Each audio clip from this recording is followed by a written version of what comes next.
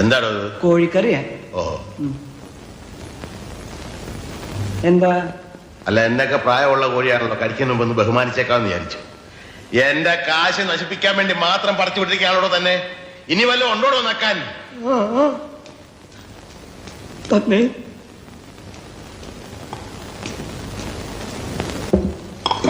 മീൻകറിയാ.